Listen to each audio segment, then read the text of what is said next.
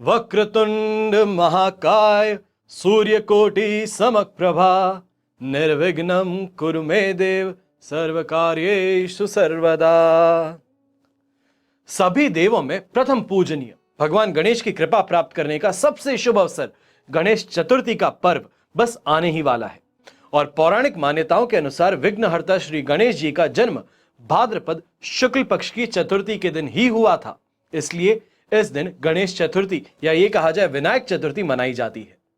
गणेश जन्मोत्सव के दिन गणपति की विशेष आराधना की जाती है ताकि वे व्यक्ति के जीवन की सभी संकटों का नाश कर दें और उसकी मनोकामनाओं को पूर्ण कर दें।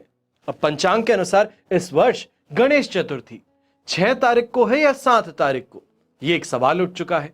और इस एपिसोड में हम यही चर्चा कर रहे हैं कि गणेश चतुर्थी कब मनाई जाएगी, स्थापना कब की जाएगी, अनंत चतुर्दशी किस दिन है और इसी के साथ में किन बातों का ध्यान रखें, नियम क्या क्या है और मुहूर्त में शुभ संयोग और पूजा का क्या महत्व है। गणेश चतुर्थी से पूर्व चंद्र दर्शन वर्जित है और इसके पीछे की एक कथा भी है और समय दोनों ही मैं आपको यहां बता रहा हूं। तो गणेश चतुर्थी के दिन चंद्र दर्शन वर्जित क्यों माना जाता है? ऐसा कहा गया है या ये मान्यता है कि इस दिन चंद्र के दर्शन करने से मिथ्या दोष या ये कहे झूठे आरोप लगते हैं, जिसकी वजह से दर्शनार्थी को झूठे आरोप का सामना करना पड़ता है, समाज में उसकी लोक निंदा होती है। पौराणिक गाथाओं के अनुसार भी अगर देखा जाए तो भगवान श्री कृष्ण पर स्यमंतक मणि को चोरी करने का झूठा आरोप लगा था और झूठे आरोप में लिप्त भगवान श्री कृष्ण की स्थिति देख के नारद ऋषि ने उन्हें बताया कि भगवान कृष्ण ने भाद्रपद शुक्ल चतुर्थी के दिन चंद्रमा को देखा है, जिसकी वजह से उन्हें मिथ्या दोष का श्राप लगा है।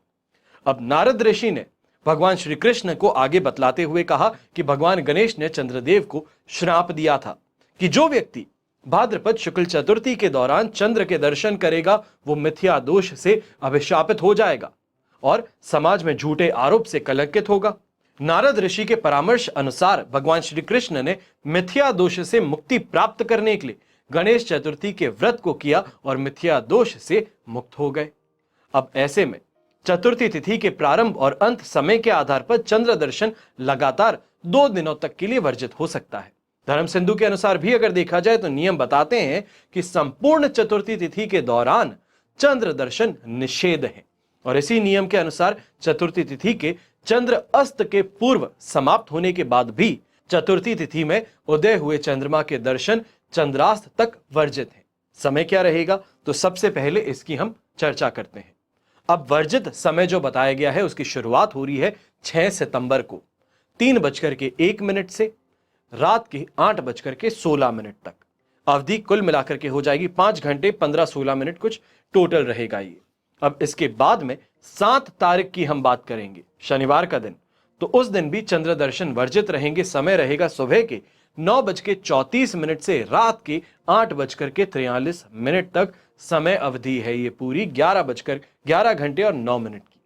अब इस गणेश चतुर्थी पर स्थापना के लिए गणपति जी की मिट्टी की मूर्ति स्थापित करना, इससे प्रदूषण से मुक्ति भी मिलती है और विसर्जन में भी अपने घर के गमले में भी विसर्जन करने का अवसर मिल सकता है। साथ में कहीं अगर बीज बो दिए जाए, अगर संभव हो सके नीम का पौधा अगर रोपित कर दिया जाए तो आराध्य सदैव आपके साथ बने रहते हैं। यादगार के रूप में भी कोई पौधा उसमें उग जाता है। तो बात करते हैं कि इस वर्ष यानी कि 2024 में गणेश चतुर्थी पूजा का मुहूर्त क्या है। भाद्रपद माह के शुक्ल पक्ष की चतुर्थी तिथि को गणपति स्थापना की पूजा हमेशा से ही दोपहर के मुहूर्त में की जाती है, क्योंकि गणेश जी का जन्म मान्यताओं के अनुसार दोपहर में हुआ था। तो अब ऐसे में चतुर्थी तिथि प्रारंभ जो हो रही है 6 सितंबर 2024 को दोपहर में 3:01 पर होगी। चतुर्थी समापन जो है वो 7 तारीख को यानी कि शनिवार के दिन 7 सितंबर 2024 शाम के समय 5:37 पर होगा। तो स्थापना का शुभ मुहूर्त जो है वो 7 सितंबर को मिलेगा उदय तिथि के अनुसार और समय रहेगा सुबह के 11:03 से दोपहर के 1:35 तक। अब लगभग 2 घंटे 32 मिनट तक ये आपको समय मिलने वाला है। यहीं पे अभिजीत मुहूर्त की अगर बात कही जाए तो 7 सितंबर को ही सुबह 11:54 से 12:44 तक आपको यह मुहूर्त मिलेगा और कहा जाता है कि अभिजीत मुहूर्त में अन्य कोई भी दोष नहीं लगता।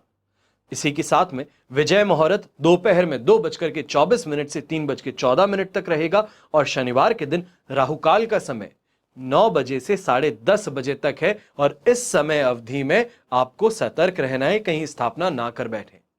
अब शुभ संयोगों की बात करते हैं तो गणेश चतुर्थी पर दुर्लभ ब्रह्म योग और इंद्र योग समेत कई मंगलकारी योग भी बन रहे हैं। ब्रह्म योग बनेगा देर रात 11:17 तक, यानी कि 7 तारीख की रात 11:17 तक।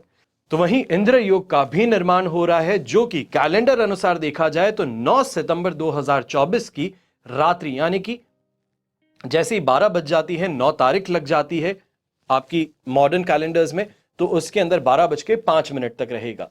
अगर हम हिंदू पंचांग के अनुसार बात करते हैं तो हम मानते हैं सूर्योदय से सूर्योदय को एक तिथि, तो इस बारे में ध्यान रखते हुए ये तिथि अनुसार अगर आप जाएंगे तो 8 तारीख ही कही जाएगी और कैलेंडर अनुसार आप जाएंगे तो 9 तारीख मानी जाएगी।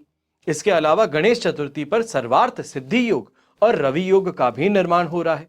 तो कुल मिलाकर के कहें तो गणेश चतुर्थी पर कई दुर्लभ और मंगलकारी योग बन रहे हैं, जो शुभ कार्य के लिए और उत्तम बन जाते हैं। अब सर्वार्थ सिद्धि योग का समय आपको बता रहा हूं, दोपहर को 12:34 से अगले दिन सुबह 6:03 तक रहेगा और रवि योग सुबह 6:02 से दोपहर के 12:34 तक रहेगा। अब यहां पर आपको कुछ नियम बता रहा हूं जो आप स्थापना करेंगे। पहली बार अगर स्थापना करें तो इन चीजों का अवश्य ध्यान दीजिएगा। पहले से अगर करते आए हैं तो कुछ चीजें ऐसी हो सकती है जो आपको शायद अभी तक किसी ने बताई ना हो। सबसे पहले गणेश चतुर्थी के दिन बप्पा को अपने घर लाते हैं तो सुबह ब्रह्म मुहूर्त में स्नान करके, अब ब्रह्म मुहूर्त का समय सुबह के 4:31 से 5:16 तक है। फिर बताए गए शुभ मुहूर्त में गणेश जी की मिट्टी की मूर्ति स्थापित करना, जिसकी सूंड दाईं ओर हो, मूषक हो और जनेऊधारी हो। ये बातों का ध्यान रखिएगा। खास तौर पे जो आप मूर्ति लाएंगे उसमें ये बात का जरूर ध्यान दीजिएगा कि गणेश जी बैठे हुए हों, ये विशेष ध्यान रखने की बात है।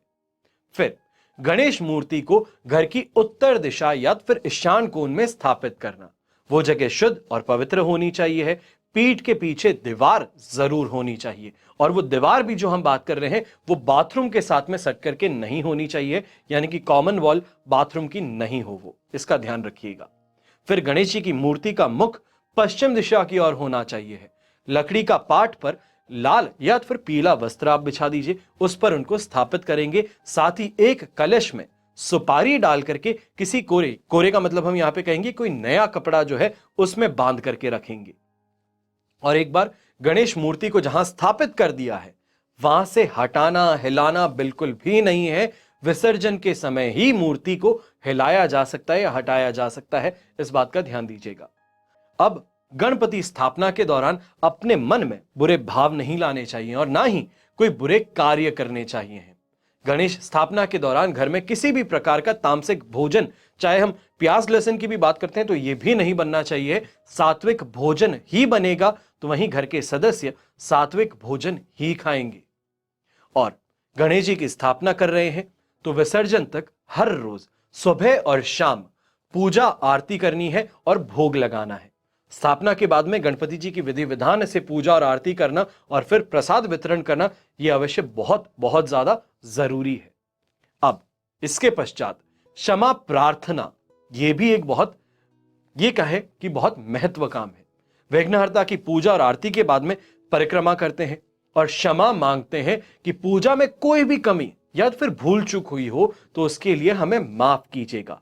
मंत्र है गणेश पूजने करम यत न्यून आदिकम कृतम तेन सर्वेण सर्वोत्तम प्रसन्न अस्तु गणपति सदा मम।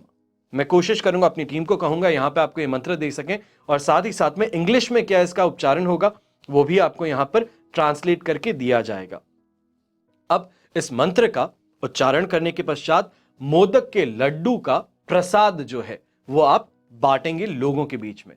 और गणेश चतुर्थी के दिन से लेकर के विसर्जन के दिन तक सुबह और शाम दोनों ही समय गणेश जी की इसी विधि विधान से पूजा की जाती है।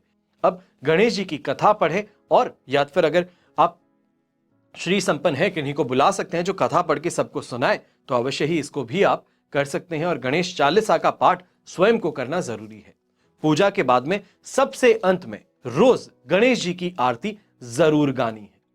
फिर बात आती है, जितने भी दिन आपने गणपति स्थापना का संकल्प लिया है उसके अनुसार हम विसर्जन करेंगे। और अधिकतम 10 दिनों तक जो बात की जाती है, आराधना की जाती है, तो वो समय जो है 17 सितंबर को अनंत चतुर्दशी के दिन सहर्ष गणपति बप्पा का विसर्जन किया जाएगा।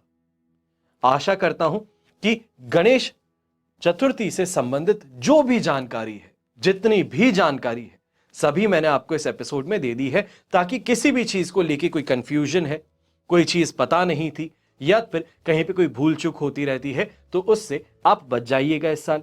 आशा यही करता हूं कि ये गणेश चतुर्थी का महापर्व जो है, उत्सव जो है, जो एक लहर दौड़ती है, खासतौर पे महाराष्ट्र में हम हमेशा गणेश उत्सव के समय में जाते हैं। एक बार शुरू के समय में जाते हैं गणेश चतुर्थी के समय, तो वहीं कोशिश करते हैं कि विसर्जन का समय जब होता है 10वां दिन, अनंत चतुर्दशी का दिन, तो उस समय भी हम मुंबई में उपस्थित हो सकें, ताकि जो माहौल है वो हम देख सकें, साथ में सम्मिलित हो सकें लोगों के, और गणपति बप्पा को विसर्जित करने के लिए ले जा सकें।